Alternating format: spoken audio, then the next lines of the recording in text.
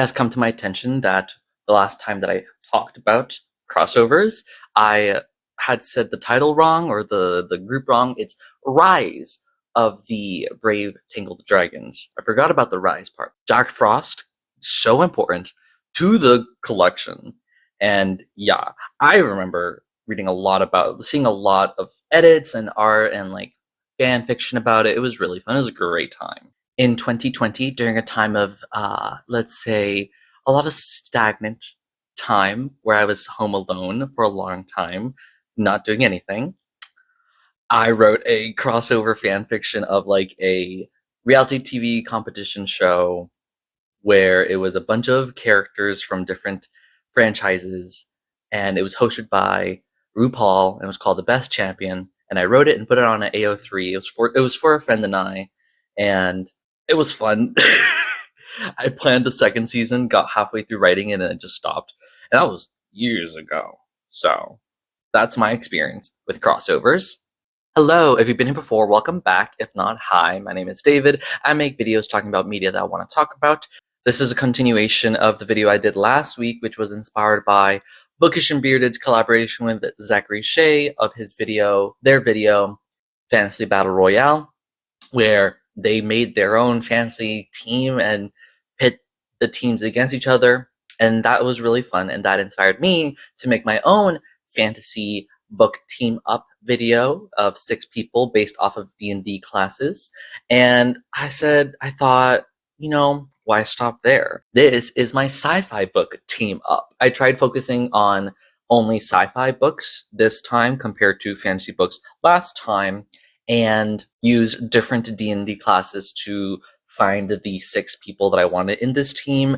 And at first, I would say that this team took a bit to really formulate in my mind. But after looking at them, revisiting the books just a little bit more, I was like, you know what? Yeah, this is a really, really fun team. Once again, check out Bookish and Bearded's video. I'll link his channel in the description and the link to the video as well. Really fun video. And let's get into my sci-fi book team up.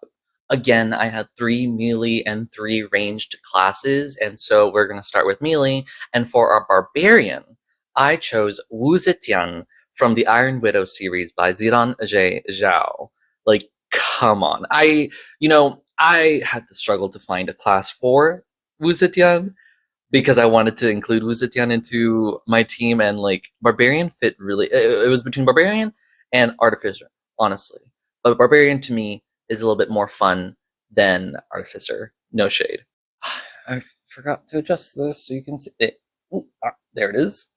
Wu Zetian as a Barbarian is really fun. She is really adept at fighting with the chrysalises, the huge mecha suits that they use to defend in the Iron Widow series. Their city is besieged by huge aliens called Humdrums, and they use these mecha suits to fight against these. The Humdrums also, the dead bodies of them are used to create the chrysali. And so Wu Zetian is one of the first women in her time to become a pilot of these chrysalises, because normally it's a man who pilots it and uses a woman to help power the suit. I forget exactly why, but it's definitely like the women that are used for these fights tend to die, and that's what happened to her sister, which is why she wanted to go into this system, this war, and she becomes the Iron Widow because the first pilot that attempts to take control of her, she kills him, and then that starts the entire story, like the story of Wu Zetian. And the sequel, can you see this? Yeah. Heavenly Tyrant, so good. I've talked about this a lot in this channel, and Wu Zetian is a great pick for me. She is, I would say, a Barbarian. She is fueled by her rage and her anger, but she knows how to channel it to something that is useful to her, and also a showcase of power that will make people either fear her or follow her. And you see that a lot more in Heavenly Tyrant. And yes, sometimes she does let her anger take control of her, but she knows how to channel it. She's very smart. She knows when to push against people, and she knows how to navigate around the political landscape of this world. And so I think Wu Zetian is an amazing, amazing character. And I can't wait till the third book of the Iron Widow series comes out. Zidan Zhao, please. You own my life, Zidan Zhao. I love you. And yeah, Wu Zetian, Stan.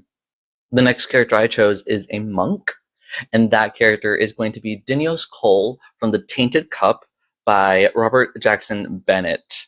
This is an amazing, amazing sci-fi fantasy story. It has a sci-fi basis, or sorry, it has a fantasy basis, but sci-fi trappings, in that the sci-fi is the genetic manipulation of people, but the fantasy is they're drawing from fantasy monsters. These two books are very similar in that both are about a population of people that are trying to defend against huge monsters trying to attack them and kill them.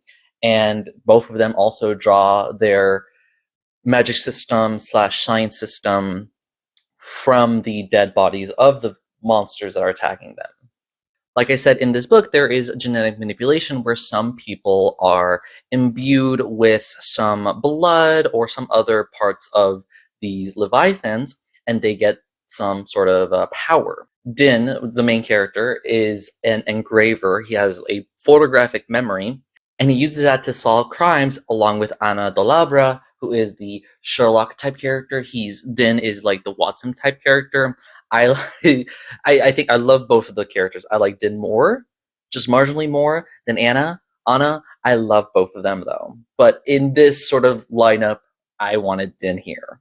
As an engraver, he has exact memory of many different things, and at times uses distinct smells to help him remember even more incremental details of something he witnessed prior. So for example, he's investigating a crime scene, he takes out like a mint smell, and he smells the mint. And then like days or months later or whatever, he can pick up that scent and smell it and remember exactly everything that he saw.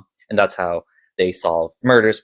What sets Din apart from other engravers and what makes him a monk to me, he has this special knack where he has exact muscle memory. And so when he fights, he can remember the movements, techniques, and stuff like that that he was taught how to do, and he can enact them exactly as he was taught. And so it's very technical fighting, and he's not amazing at it, but he's definitely like exact on it. And I haven't read the sequel yet. I have the book. I'm going to be reading it soon. What's it called? Drop of Corruption. That's it. I haven't read that, but I'm pretty sure he's going to improve in his fighting. But because of this sort of exact muscle memory that he has, he is a really interesting fighter to face off against. And like I said, he's still learning, and I think having that ability to learn different techniques and be able to replicate them exactly as they were taught to him is a really interesting thing and feels very monk to me. Also, really smart as well, and I feel like some monks have to be intelligent as well. For the next character, we have a ranger, and I don't know if this is controversial or not, but I just really wanted to include her, and I do feel that she would fit into a ranger archetype, but not in like a traditional sense. We have Padme Amidala from the Padme trilogy by E.K. Johnson. This is specifically the last book, which is where I'm drawing most of my inspiration for her. But Padme Amidala, look at this back cover. Like, hello, beautiful. I read this trilogy in quick succession because I read the first book like a year ago, and then I bought the last two books recently, and it was so good. E.K. Johnson is underrated, I would say. I don't hear her name in any sort of circles, but E.K. Johnson, she also wrote the Ahsoka book that I read, I think like 3 years ago, and that was also really good. And these books were amazing. Padme, right. So I'm slightly inspired by Horizon Walker Ranger for Padme, specifically because Padme has her contingent, or also maybe Swarm Keeper as well. Padme has this contingent of handmaidens that are all very similar to her. They look very similar. They're very specific, but she uses them in place of herself, and they are not just random girls. They were trained to fight, to defend, to protect Padme when she's Queen of Naboo, and after the fact, when she's Senator, there's some new ones are brought in as well. The series is amazing, showing the progression of her handmaidens and how they are not just random girls. They are powerful as she is. And Padme is so wise. I feel like she is one of the wisest, if not the wisest, character in Star Wars, like post Qui-Gon Jinn dying, pre Battle of Yavin, I would say maybe, because, or I guess she dies like 19 years before that. Padme is really wise to me. She's really smart. She's able to navigate the crazy political connections that are in the Republic Senate on Coruscant. In the second book of this series, that's when she gets to show off how she's able to navigate the politics. In the first book, it's during the invasion of Naboo and the actions that she had to take during that time. This one is right before Revenge of the Sith, and then a little bit right after. But Padme is an amazing character. She's really smart. The movies don't do her justice, except for Natalie Portman's performance is amazing. I mean, they would never really like portray these books in like film, but the portrayal of Padme here is amazing. I cannot stress enough how good this series is. And as a ranger, I feel like she is the leader type character. I haven't even talked about character dynamics here. Just having the three people off right now, we have Padme. I feel would be sort of like the leader of this team. Din is really smart, and so he'd be able to help plan stuff out. Wu Zetian is very strong-willed, and I feel like she would be the force to help push them through any sort of obstacle. And I feel like Padme is able to bridge the recklessness, powerful joy of Wu Zetian with the still straight-laced contemplation of Din. And she's able to bridge that because, yeah, Padme is wise, she's smart, but she will do the thing that she needs to do. Like, looking back on when she went into the droid factory by herself and Anakin had to follow her, and he was like, I gotta protect her, and she's doing it on her own. love her so much. And yeah, Padme is amazing, and I just needed to include her in my sci-fi book team up because she's one of the best sci-fi characters I've ever read, ever. For Warlock, a little interesting of a choice, I chose Control from Authority by Jeff Vandermeer. Authority is the second book of the Southern Reach trilogy, the first book being Annihilation, and that became that movie, really a good movie, also with Natalie Portman. Oh my god, I forgot about that. We'll get back to that.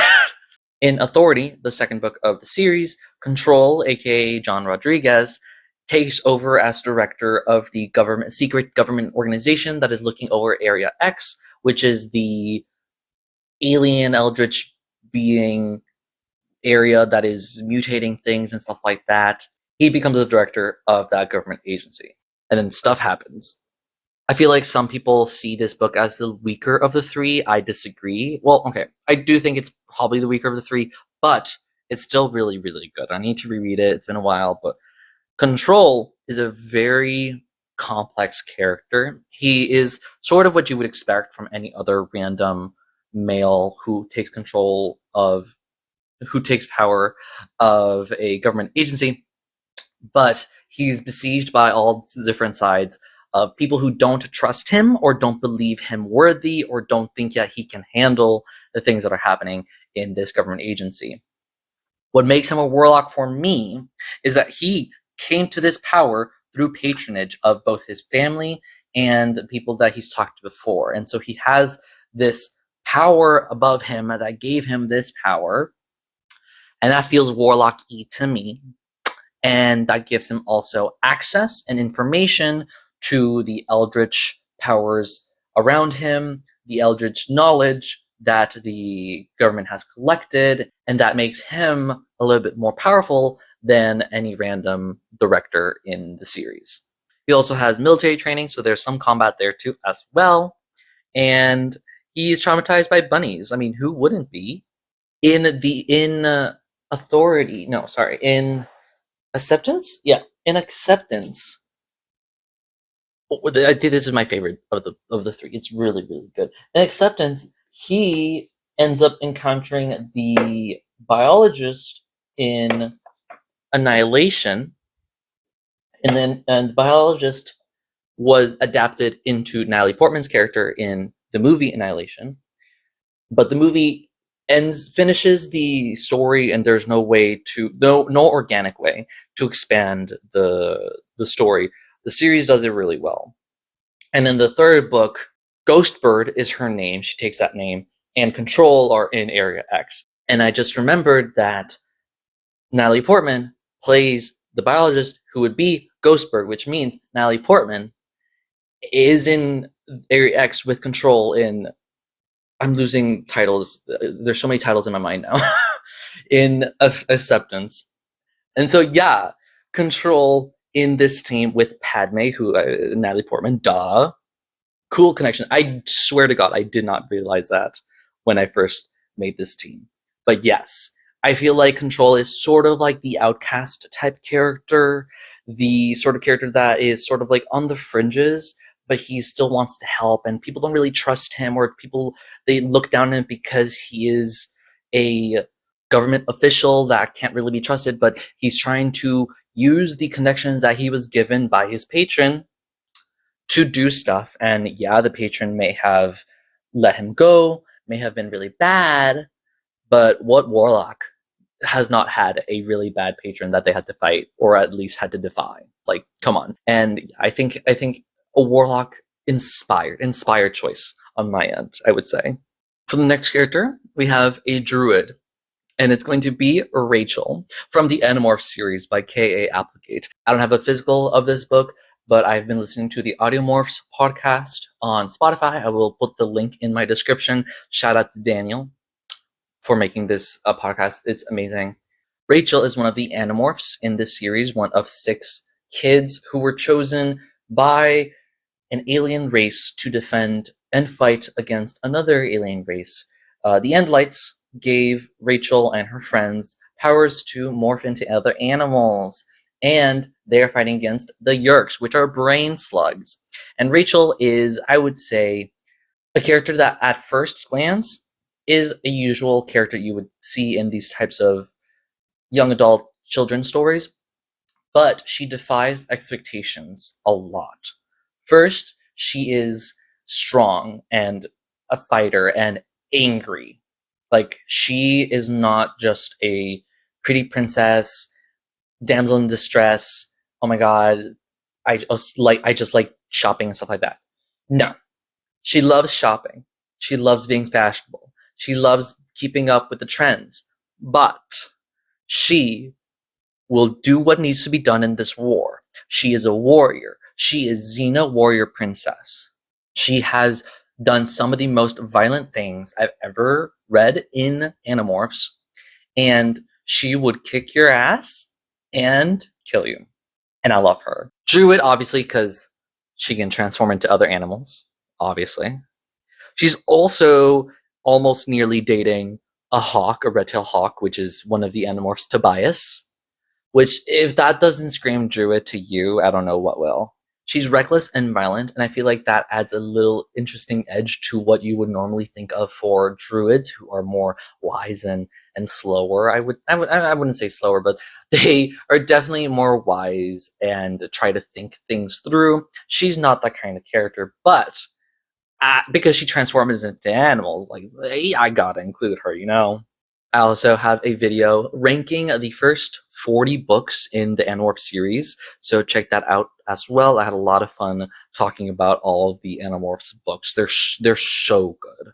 And lastly, for a Cleric, I have Astrid from the First Sisters series by Lyndon A. Lewis. This is a space opera where 2 human civilizations have colonized the planets and moons between the sun and the asteroid belt. We have the Geans, who have established themselves on Earth and Mars and their subsequent moons, and then the Ikari, who have established themselves on Venus and Mercury and their respective moons. This series is dealing with the war between the two human civilizations and the aftermath of such wars that have happened before. Astrid is the first sister in this series. She is the first sister. Giants have a sort of religion to them that is just based off of the goddess. It's sort of a drawing from different religious traditions in the past that have sort of coalesced into this different sci-fi religion. And the sisters who follow this religion, they are basically used as, I wouldn't even say prostitutes, they're used as pleasure workers for their soldiers. And they are sort of like they are silenced women sent to the war front to help pleasure and keep company, and also listen to the sins of and pray for and look over the soldiers in the GN army. And the first sister is the highest ranking sister in a specific ship or location. And so Astrid, which we only know her in this first book as first sister, is the highest ranking sister on this ship that she's in. And yeah, there's a lot here. The characterization of Astrid, I'm taking more from the last two books, because that's when she starts learning about the corruption within the religious institution that she's in, when she starts fighting back against that. She didn't have a name when she began, and she took the name Astrid. And so for me, she is a cleric because she draws power from the goddess, but only in a sort of performative way. That's not the right way to say it, but like, the power she gets from the goddess is only because people believe in the goddess. She ends up not believing in the goddess, but she uses that belief to have power. Also, the Giants stole technology from the Ikari, because the Ikari are not more technologically advanced, but they are focused more on technology than the Giants. The Giants stole technology from the Ikari to implant brain chips and put them into sisters to silence them. And around the second and third books, she learns to hack into this chip and is able to connect to the chips of other sisters. And she becomes this religious sort of prophet. Some people call her the heretic. Some people call her the breaker of chains. She becomes this religious figure that is freeing these sisters to be able to speak, because they are not allowed to speak. And she's removing these shackles from them. And so even if she's not actually drawing like some sort of magical power from like the goddess, she's still exercising power that is given to her by the goddess to be able to free these women. And so to me, that is amazing. She's an amazing character. She is also so resolute in what she wants to do. She wants to reform the religion, and when that fails, she wants to tear it down, or at least replace the people in power, because they are the ones that are making all these bad stuff happen. And she wants to maintain this religion in a way that it's better for everyone, not just for only men, but for the women there too, and for the non-binaries as well, because the Giants do not like anything that is not man and woman. They're very homophobic, and she is gay AF. This is my sci-fi book team up. At first glance, I would say that this is many different types of personalities, many different types of characters, and they would maybe not mix well together at first, but eventually they would learn to support each other. There's good balance in their weaknesses and their strengths, and I think that's a really fun way to have a character growth amongst this group of people. Again, I'm not sure if it would be fun to have them be plucked from their stories or just start off a new story just starting off. You know what I mean? Both are really fun. But yeah, I think that Padme would be like the leader of the team, and her and Astrid form the emotional core of the team.